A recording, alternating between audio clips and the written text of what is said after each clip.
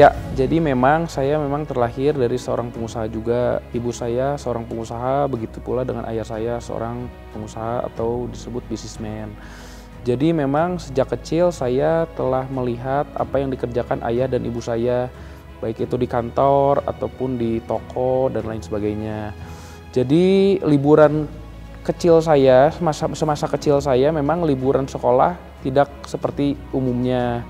Jadi memang saya setiap libur sekolah saya selalu dipanggil ayah saya untuk menemani dia di kantornya, untuk duduk, diam, tenang dan melihat ayah saya bernegosiasi, berdiskusi bersama rekan-rekan kerjanya. Dan maka dari situ saya mulai tertarik.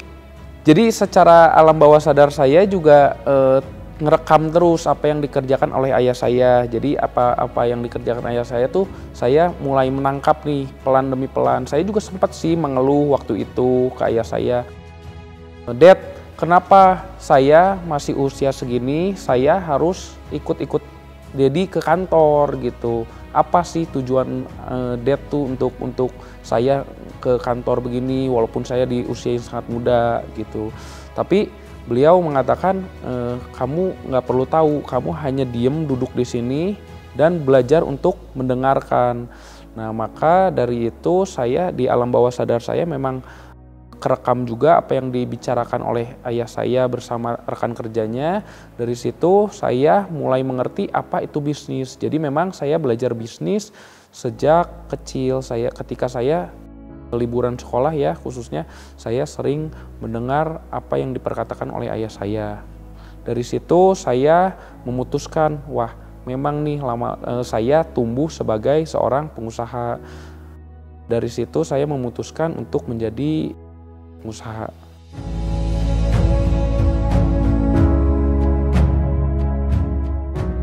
Betul, jadi ketika liburan sekolah Senin sampai Jumat saya selalu menemani ayah saya di kantor, saya belajar dikit demi dikit, dan ketika Sabtu dan Minggu saya kembali menjadi anak pada umumnya, yaitu bermain bersama teman-teman atau dengan hewan-hewan peliharaan saya.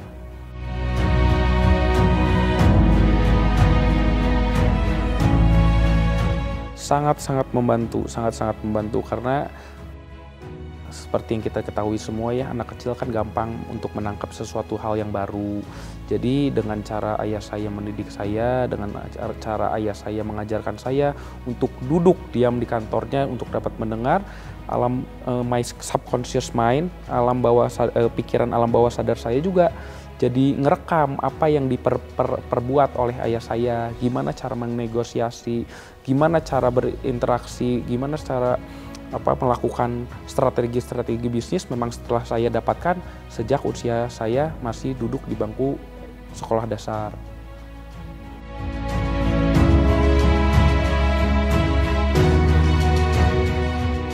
Jadi memang saya baru lulus tahun 2019.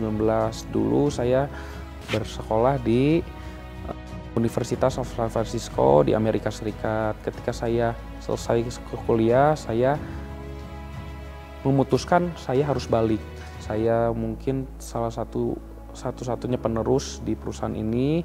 Saya juga memang dari awal juga memang passionate about business. Jadi ayah saya mempercayakan saya ketika saya berumur 21 tahun, yaitu 2 tahun yang lalu untuk dapat mengelola dan mengoperasikan hotel ya khususnya ya.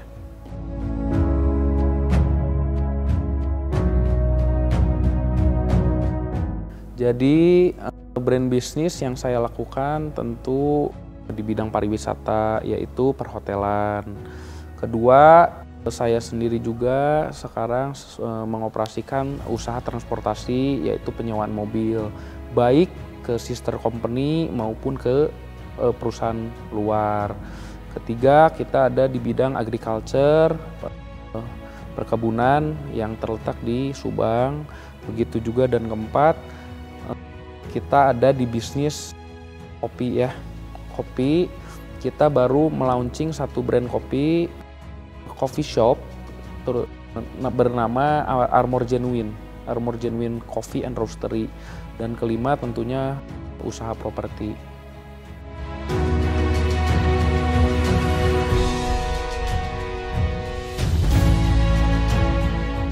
Jadi begini, memang waktu tahun 2019 saya terjun langsung mengoperasikan itu fine-fine saja. Namun kita ketahui semua bahwa di tahun 2020 terjadi suatu pandemi yang kita semua juga tidak duga. Namun di sana saya belajar banyak. Justru saya sangat-sangat bersyukur 1 tahun ketika saya benar-benar terjun di dunia bisnis ada terjadi pandemi ini. Memang ini suatu musibah atau cobaan yang sangat berat buat kita. Tapi saya selalu menegaskan kepada tim saya, kepada rekan kerja saya untuk tidak boleh diam di tempat. Karena diam di tempat hanyalah menunggu game over atau enggak habis semua. Jadi saya melakukan berbagai inovasi bersama teman-teman saya, bersama rekan-rekan kerja saya melakukan berbagai inovasi baru untuk breakthrough lah apa yang harus kita lakukan ketika pandemi ini menjadi suatu kendala yang sangat besar. Nah, ada satu yang selalu saya tanamkan dalam pemikiran saya, kita harus selalu berbuat baik bagi sesama dan selalu mementingkan orang lain terlebih dahulu sebelum kita. Jadi memang puji syukur di pandemi ini kita dapat launching brand. Saya juga begitu bangga ya bahwa Armor Genuine itu saya bisa mengatakan Armor Genuine yang coffee shop yang sekarang ini sedang happening juga di Bandung itu lahir karena pandemi. Lahirnya karena pandemi. Jadi ketika itu direktur saya beserta beberapa direktur yang lain mengadakan meeting. Beliau mengatakan, "Waduh Pak, kayaknya ini kita ada kemungkinan untuk melay off staff kita karena kan kita bergeraknya khususnya di industri pariwisata kan kena dampak yang begitu besar gitu." Jadi ketika beliau membicarakan itu kepada saya juga lumayan terpukul ya. Itu juga beban berat saya. Sekarang satu staff kami mempunyai satu istri, mungkin 2 anak, 3 orang yang ikut 1 orang kan maksudnya. Jadi satu staff tuh membawahi 4 anggota keluarga. Nah kan itu kan jumlah yang besar, sedangkan staff kami kan beberapa ribu kan harus terpaksa kena imbas layoff. Namun saya memikirkan nih kepada direktur kami juga, apa nih kira-kira kita harus melakukan terobosan apa nih agar kita bisa menampung mereka dan mereka juga bisa tetap bekerja dan menjadi kepala keluarga masing-masing. Nah, ketika saya telah berdiskusi dengan direktur-direktur saya semua, kita memutuskan untuk mencari suatu bisnis dengan investasi yang tidak terlalu berat, namun dengan perputaran yang lumayan cepat. Dan salah satu bisnis yang tercetus dalam otak saya adalah food and beverages, karena food and beverages kan mungkin apalagi di bidang kopi kan kita juga fast moving gitu, cepat gitu, bergeraknya cepat. Dan kebetulan puji syukur juga saya diberikan fasilitas bahwa ada berbagai aset yang kita miliki juga yang belum bisa bergerak, masih tidur. Maka dari itu saya dengan direktur saya semua datang, wah kayaknya ini waktu yang tepat untuk kita untuk dapat menghidupkan aset-aset yang memang idle, memang masih tertidur, dengan cara membuat bisnis yang fast moving, dengan cara membuat bisnis yang investasinya tidak tergolong tinggi, dan yang ketiga mudah dipelajari. Dan tercetuslah dari situ Armor Genuine Coffee and Roastery. Dari situ semua kita dengan terdirinya Armor Genuine Coffee and Roastery pada bulan April, puji syukur juga dalam perjalanan 6 bulan kami telah membuka 5 cabang terbaru kami dan dapat membuka lapangan pekerja bagi staf-staf kami yang terpaksa terlay off selama pandemi ini gitu, di unit-unit usaha lain ya khususnya. April 2021 belum genap, mungkin genap 6 bulan ya, hampir genap 6 bulan.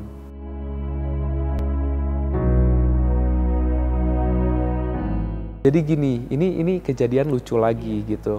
Jadi waktu April kita mendirikan Armor Genuine Coffee and Roastery karena mungkin kita lihat juga pandemi waktu bulan April tuh agak menurun, mulai dibuka kembali. Kita optimis gitu loh. Kita buka pertama di Jalan Cimbuluit, yang kedua kita buka di Sentrum. Nah, seiring berjalan waktu ternyata pandemi ini ada gelombang keduanya. Kita juga shock, kita juga malah makin kemarin ini, waduh Pak, ini ada pandemi gelombang kedua datang lagi nih, maksudnya kita baru mau bangkit, disuruh duduk diam dulu sebentar. Namun dari situ ya saya mendapatkan pelajaran lagi, tetap saya nggak boleh diam di tempat terus gitu, saya harus tetap move forward, harus tetap berinovasi, harus tetap melangkah lebih lanjut gitu loh. Dan benar pandemi gelombang kedua 2 bulan itu kita sempat off, namun se-off-offnya kita tuh masih tetap melakukan pembangunan. Jadi kita juga optimis bahwa pandemi ini akan segera berakhir. Jadi ketika pandemi ini berakhir, kita udah bisa melaunching cafe tersebut, bisa open cafe tersebut gitu.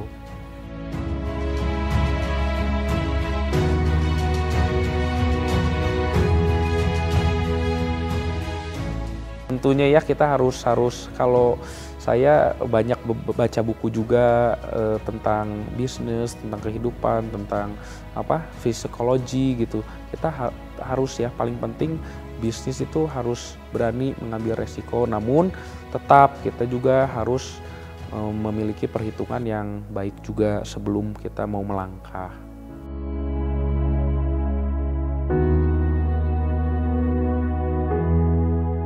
Jadi role model ya tentu ya, role model saya adalah ayahku. Beliau juga seorang pengusaha, jadi beliau juga yang mengajarkan saya tentang dunia usaha sejak saya masih duduk di bangku sekolah dasar ya. Jadi ya pastinya ayah saya memberikan dampak yang sangat luar biasa.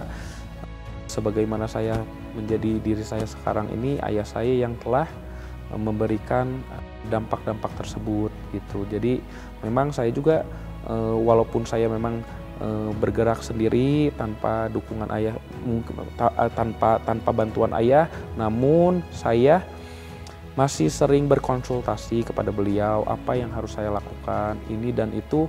Beliau selalu memberikan masukan-masukan kepada saya.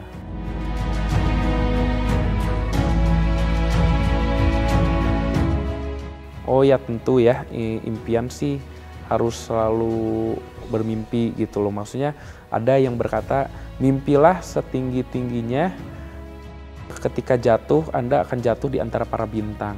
Maka dari itu saya masih terus berambisi, tentu dengan ambisi yang positif ya.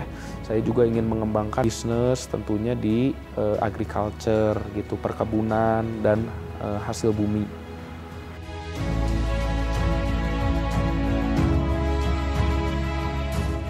Sangat-sangat prospektif ya, apalagi kita bermain di sandang pangan ya. Kita semua butuh yang namanya sayuran, makanan, daging, dan lain sebagainya. Jadi saya lihat agriculture bisnis ini salah satu bisnis yang sangat-sangat diperlukan bagi manusia dan tidak akan pernah bosan, tidak akan pernah ditinggalkan atau dilupakan karena kebutuhan primer gitu loh. Itu agriculture itu adalah suatu bisnis yang dibutuhkan oleh manusia untuk bertahan hidup.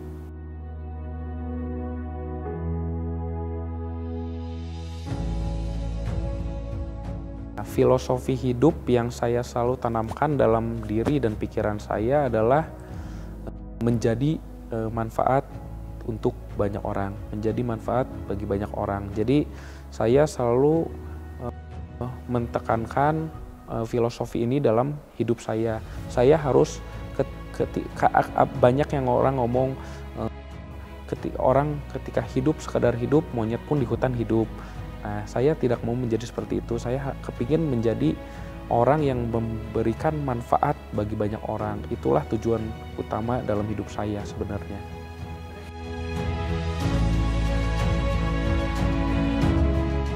kalau dibilang kesuksesan ya, saya juga memang belum berani mengatakan bahwa saya sukses atau lain sebagainya. Di atas langit pasti masih ada langit, di atas orang pintar pasti ada yang jauh lebih pintar gitu loh. Namun satu prinsip yang saya selalu pegang juga, saya harus terus belajar juga ya. Pertama saya diajarkan untuk tidak boleh sombong. Ketika kita sombong ataupun gengsi, orang-orang akan menjauh. Karena gini, bagaimanapun di dunia bisnis itu networking itu sangat penting.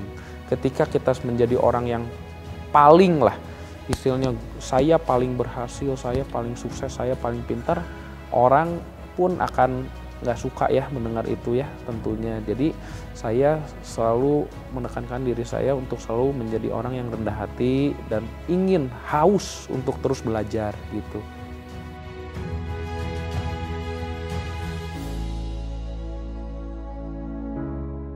Jadi memang gini, agak unik juga ya.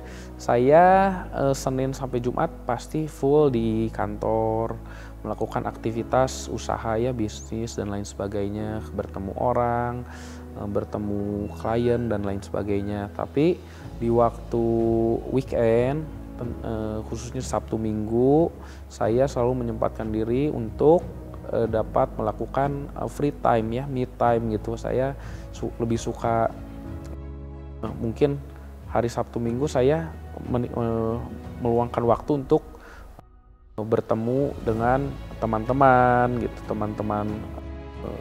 teman-teman saya, terus untuk making a social life aja gitu sebenarnya sih.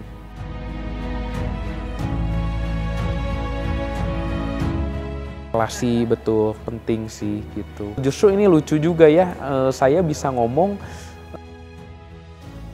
secangkir kopi yang membawa keberkahan, karena dari secangkir kopi itu dari unit usaha yang memang tadinya saya tidak ada kepikiran sama sekali untuk membuat suatu usaha coffee shop ini.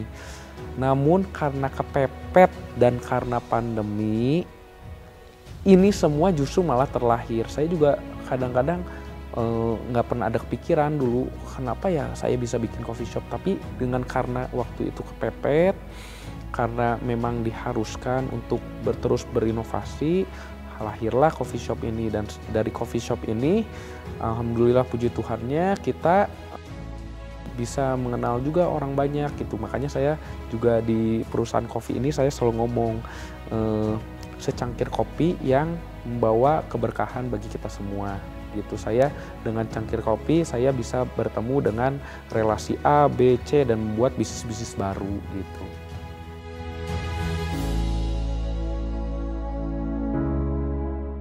Jadi begini, kalau bagi saya sendiri tipsnya adalah getting out from your comfort zone, keluar dari zona nyaman, berani untuk mencoba dan jangan takut. Tentunya dengan pemikiran-pemikiran yang matang terlebih dahulu, dan jangan takut untuk mencoba suatu perubahan yang baru gitu. Dan harus begini, bisnismen harus tangguh, kita nggak boleh istilahnya bahasa saya sih cengeng ya, nggak boleh cengeng, nggak boleh takut, nggak boleh cengeng, kita harus menjadi tough gitu loh. Karena terpaan pasti di dunia bisnis itu banyak sekali, up and down-nya juga banyak. Namun ya jangan takut untuk mencoba hal-hal yang baru gitu. Ketika saya juga banyak belajar di buku maupun motivasi video mengatakan ketika bangun kita harus ketika kita jatuh kita harus bangkit lagi, jatuh bangkit lagi. Nggak ada lah yang maksudnya nama kesuksesan itu hanya dibuat dalam satu malam tuh impossible gitu. Pasti ada jatuh bangunnya dan kita harus kuat gitu dan jangan mudah menyerah. Dan selalu melakukan inovasi, selalu berpikir untuk dapat terus berkreasi lebih lanjut lagi. Dan satu yang saya pesan dari saya, do good and be good. Selalu berbuat baik dan menjadi orang baik. Dan ketika kita telah menjadi orang baik dan membuat baik kepada sesama, alam akan dengan otomatis alam akan berpihak kepada kita.